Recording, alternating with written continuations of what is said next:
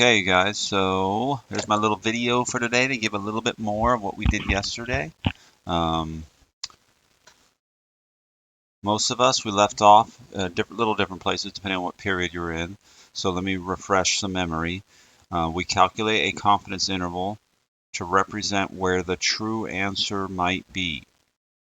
This is our point estimate. This is not the true answer. This is what we got when we did one sample. We then calculate a margin of error that gives us a cushion on either side, and we come up with this interval. And that's what we think. We think the true answer is in the interval. And so that's what we end up talking about. So when you do confidence intervals, something we always refer to is how confident you are. It's called your confidence level. So before we get into our formula, let's talk about the confidence level. Ignore that. Oh, there we go. So the confidence level is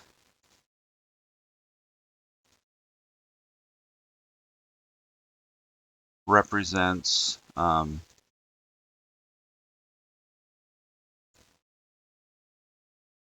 how often our intervals will contain the true answer. That's what the confidence level represents. 95% confident, 90% confident, 99% confident. They represent how often the intervals we made would contain the true answer. Let me demonstrate a little bit for you about confidence level. I have a little applet that'll help you see what happens. So the true answer of our population here is 73%. Okay, I'm going to pick a sample of 100 and I'm going to construct one interval. Okay, so I'm going to get my answer from my 100, and then it's going to calculate the margin of error. I'm going to do a 95% confidence margin of error. Okay, and let me just show you. So they got 75% in their sample, okay, which is pretty close to the true answer, right? So there's the dot. And then they calculated the interval.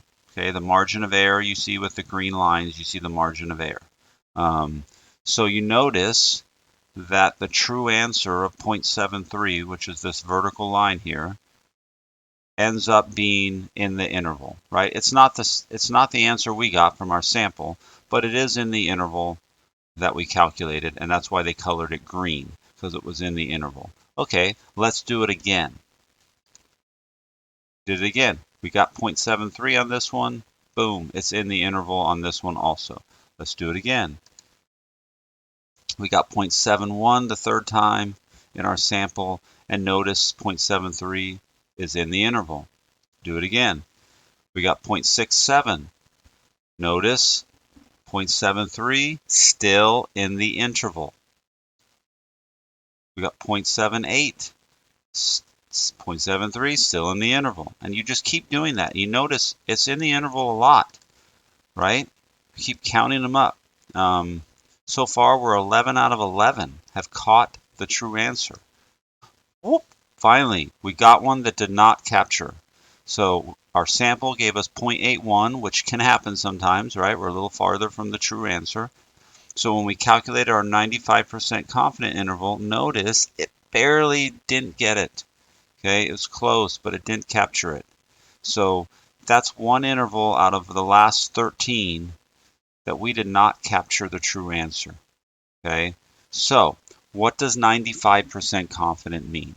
Oh, you guys can't even see that down in the corner. Let me move this. Okay, now you can see that in the corner. What 95% confident means is that if you calculated 100 different samples, like you did it 100 different times, and you made your interval, like you made your margin of error, and you made your interval, that your interval would capture the true answer 95 times if you did it 100 times. That means 5 times out of those 100, you wouldn't capture it. It'd be like this one. This one was 0.81. This one did not capture it, right? So we didn't get it. And if I keep going, you keep going, right? We're going to capture a lot, okay? If I do it enough times, we'll end up capturing it 95% of the time. Oh, we've got to miss another one, right? So we're at 93% of the time right now. But it should end up, if you do it on infinite times, your interval would capture it 95% of the time. Okay, that's what that means. That's what the 95% confident means. It just means that in the long run, if we do this many times, our interval will capture the true answer 95% of the time. So let's write this down. This is something the AP exam will definitely ask you, maybe more than once. So 95% confidence means that if we construct, right, if we make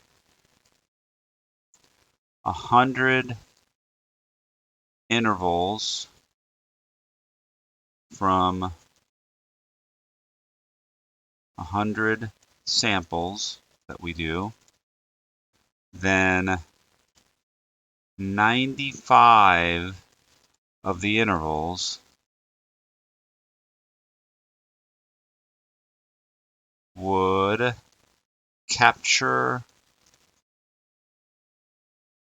the true answer.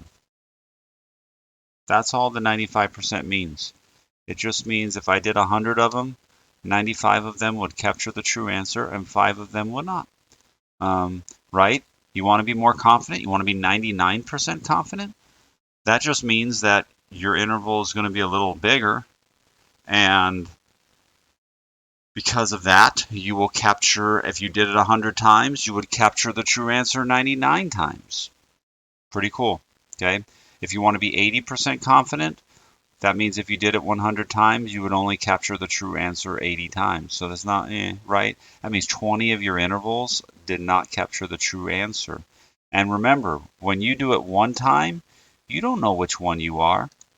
You don't know. I don't know if I'm the one that caught it, okay, or if I'm the one that didn't catch it. If I do 100 of them, there you go. Look at that. Okay, I just calculated 100 different intervals. And look at, we get all these different samples, right? We calculate our margin of errors, and 1, 2, 3, 4 did not capture, right? So we're pretty close. Look at the long run total now. 95%, 95.1% did not capture the true answer. So it's pretty close to our confidence level of 95%. So that's what confidence means. Mistakenly, students think that confidence means there's a 95% chance that your interval captures the true answer. That is not what we're saying, okay? 95% only refers to if you do it many times. It doesn't refer to one interval having a 95% chance to capture the true answer.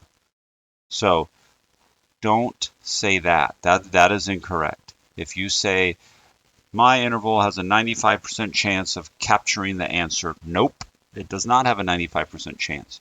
A lot of intervals would have a 95% of them would capture the true answer, not one interval. One interval either captures it or it doesn't. That's it.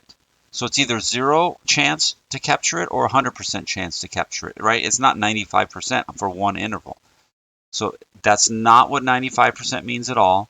It's what most people that have not studied stats think that 95% means. They think 95% means there's a 95% chance my one interval captures the answer, and that's not what 95% means, okay? So be careful, okay? Because that is the always mistaken, and it's always a choice on multiple choice, so you got to be careful. We have to construct many intervals, okay? I'll write it down. 95% confidence does not mean our one interval has a 95% chance to capture the true answer.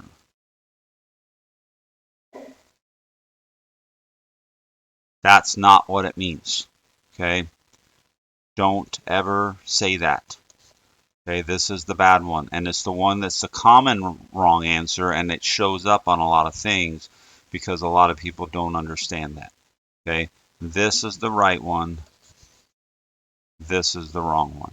Okay, our interval either captures it or it does not. It is not a 95% chance for one interval to capture it. Okay, so let's get to the formula. Some of you I gave the formula to yesterday, but I did not give it to every class yesterday. So the formula for a confidence interval for a proportion is p hat plus or minus z critical times the standard error of our sample. Okay, so what are all these things representing? Okay, so p hat is your point estimate from your sample. That's whatever you got. You did your sample, you got an answer.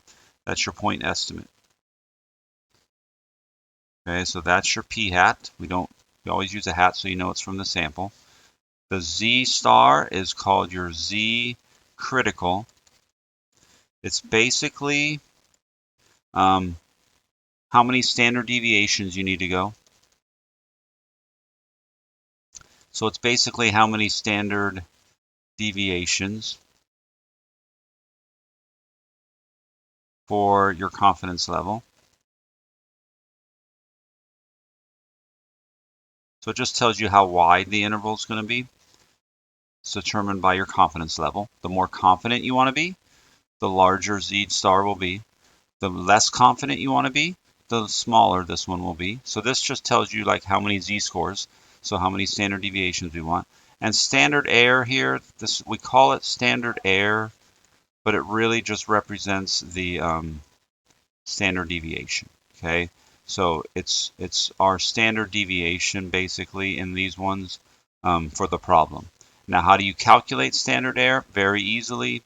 Standard error is calculated by using the same formula we did in chapter 18, square root of p hat q hat over n.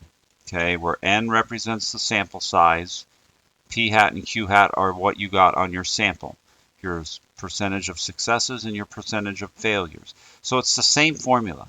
Back in chapter 18, remember our sampling distribution, the standard deviation was the square root of pq over n. Okay, well, that's great if we know p. So if you know the true answer from the population, awesome. Use this formula and now you have the real standard deviation of the population. We don't know p. Okay, we're doing problems now where we figure out our sample, but we don't really know what the real answer is out there in the population.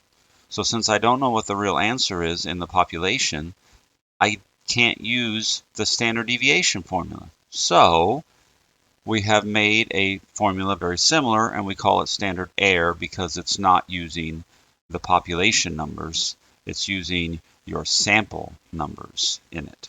It's our way to fake it. We're like faking it right here. Okay, we're faking it. So we can actually calculate a margin of error without knowing the population answer. So because they're faking it, they change the name of it from standard deviation to standard error. Okay, let me move that out of the way. Let me make this a little smaller. You probably don't even need to see my face. Okay, so there we go. There's the formula. Okay, confidence level. So I was ending on with most of you yesterday the table I was going to make you with. You tell me your confidence level. I was going to give you some numbers for your formula here. So your confidence level, and I'll tell you the Z critical. So, first one is the most common one, 95% confidence. 95% confident is about 2 standard deviations according to our normal probability stuff. So the exact answer, though, is not 2 standard deviations. The exact answer is actually 1.96 standard deviations. That is your Z critical.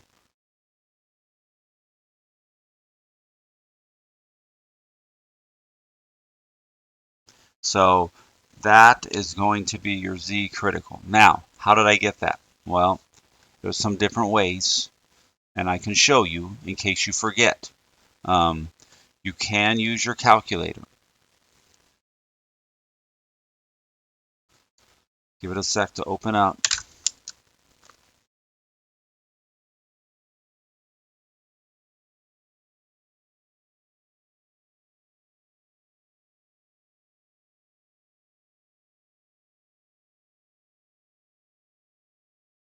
Is it open? Come on, open up.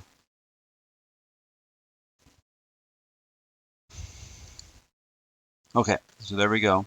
So let me show you how I got it. I could go to inverse norm, second distribution, inverse norm, because we're all with our normal model. This is all about chapter 18 and your normal model for proportions.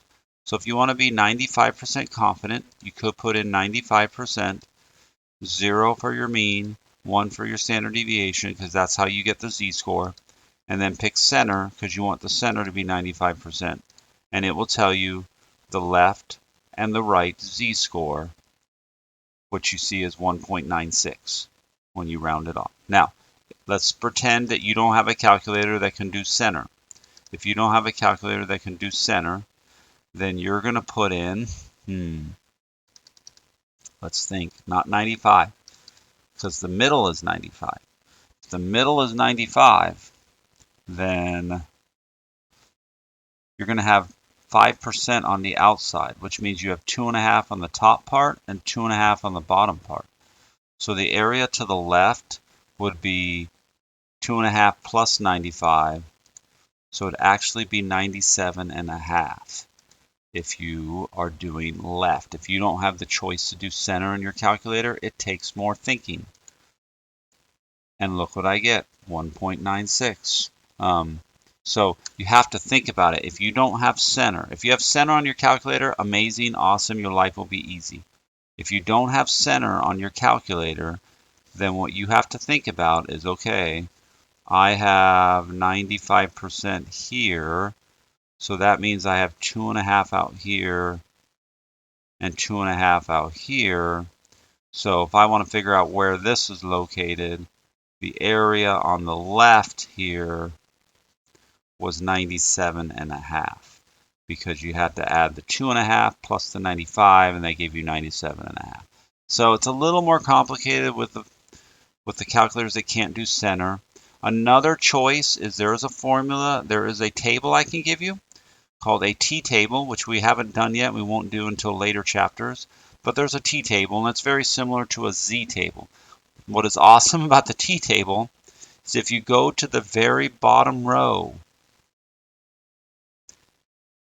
the infinite row, okay? So you go to the row that has infinity in it, and you look at the bottom, it has all the confidence levels down here, and it shows you all the z-scores right here. It is an amazing table if you know how to use it. Okay, you're like, what? 95% confident? 1.96? Oh my gosh, right? They're all right there. Okay, so that's probably the way that I use. I actually don't run to the calculator. I don't do inverse norm.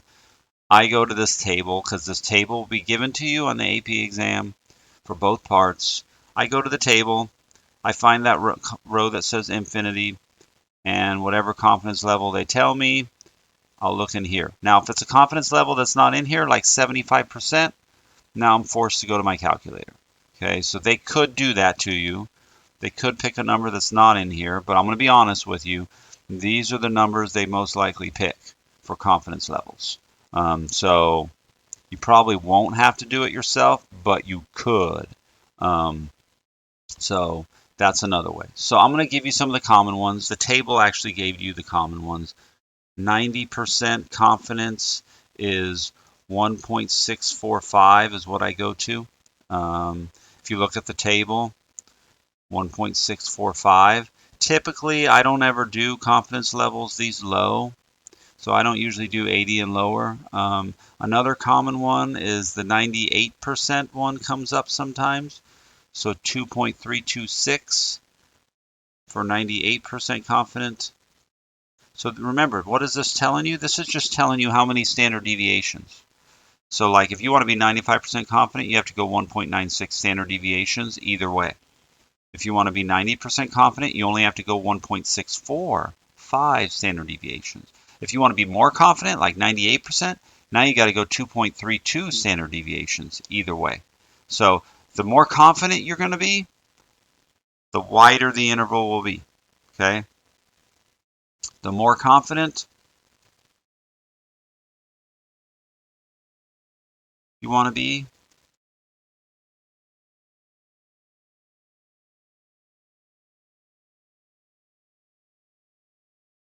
the more, oh, sorry,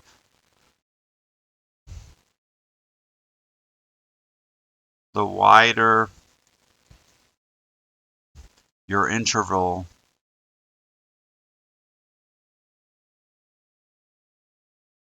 will be.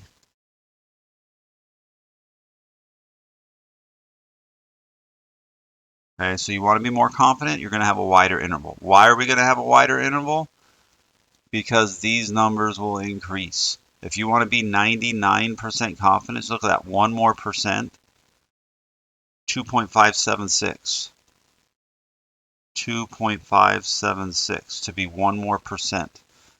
So you got to get wider. You got to have a wider interval, which sort of stinks because it makes your interval bigger, which means you're more unsure, right? Your wider interval. The true answer has a bigger interval to fall in. So that's where the Z critical comes from. The Z critical comes from how confident you want to be. It basically comes from our normal distribution stuff. So yeah, these are the exact numbers here. So that will be your number that goes here in the formula. And then you'll calculate your standard deviation with this fairly quickly. And then boom, you'll calculate an interval. That's it. That's how you do it. And you have and I explained to you already what the 95, 90, 98% meant. That's it. That's all you're doing, you guys. That's all you got to do. That you get. So next week on Monday, we're going to practice. We're going to do a bunch of practice. We're going to practice making our intervals, plugging in our numbers, stuff like that. The hardest thing is to go backwards. Sometimes they give you the margin of error, which is this part, and they want you to figure out what n was, going backwards. So that can be a little bit tough. But we'll do that on Monday. Okay, we'll do that. But I just wanted you to get through this confidence levels and what does confidence mean, and have the formula. So we all have the formula and we know like this is how we're going to figure out what this margin of error was. I didn't write it here. I should have written it. Remember, this part of the formula is called the margin of error. And like I told you in class yesterday, it is not a mistake. It is not really an error.